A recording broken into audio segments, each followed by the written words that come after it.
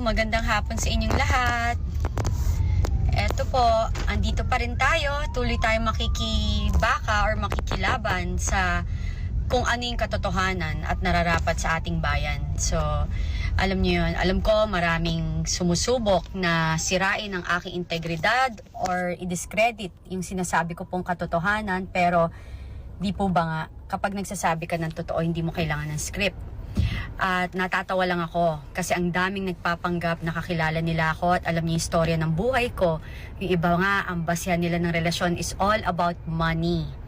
Even yung mga, alam mo yon na naranasan ko sa buhay na yon nung habang kasama ko yung aking ex, hindi ko naman po dininay yan. At hindi ako ipokrita katulad nila na nagpapaka-ipokrito. Kaya yun ang kanilang binabato sa akin dahil naiinggit lang sila. Dahil hindi sila yung nakaranas. So, sa mga naniniwala at mga followers ko at nagdadasal po sa ating bayan at sa akin, patuloy lang po nating ipagdasal yung ating bayan.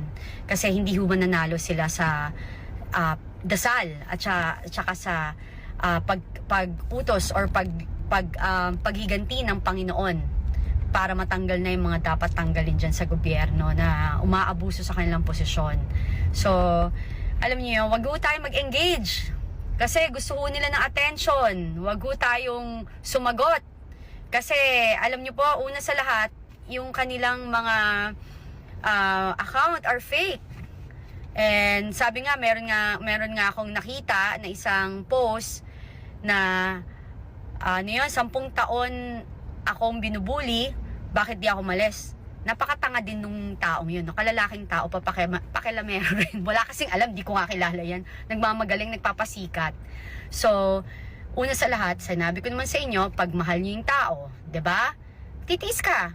Ano ba yan? Hindi naman na yan bagong issue. Ano ba? 'Di ba pag na-inlove yung isang tao, mapababae or lalaki, ganun, martyr. So, yun ang nangyari sa akin. So, alam mo, kayo, kung basihan ng samahan sa inyo is pera-pera at kaya nyo i-tolerate ang mga maling gawain nila dahil sa pera or sa posisyon na meron kayo or like na ang napapakinabangan nyo kahit na ito yung mali. Pinapakain nyo sa pamilya nyo, nakakatulog pa ba kayo? Baka bukas makalawa, may cancer na kayo, may sakit kayo, or may mangyari sa inyong hindi mabuti, 'di ba? Dahil yan yung tama ng karma. Meron ding, at saka tigilan nyo ho yung gamitin nyo na, huwag nyo gamitin yung pangalan ng lugar ng mayayaman like Forbes and Dasma.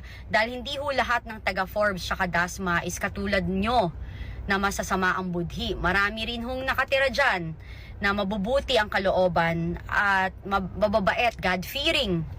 You know?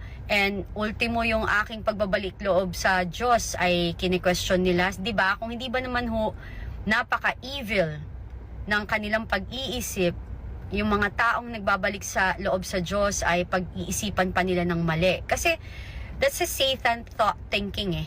Alam mo yung evil thinking yan. Yung kapag pinapasama yung taong naghahayag ng salita ng Diyos. Kasi ayaw nilang makita yon, tsaka ayaw nilang marinig yon, kasi tinatamaan sila kasi they have an evil spirit in their body, in their spirit din.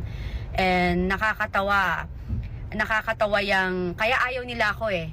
Kasi from the get-go, alam nila hindi ako gumagamit. So ayaw nila ako maging part ng grupo na yan. Kaya kasi nga naman, 'di ba, pag merong isang taong hindi ginagawa yung mga maling ginagawa nila, you find it weird, 'di ba?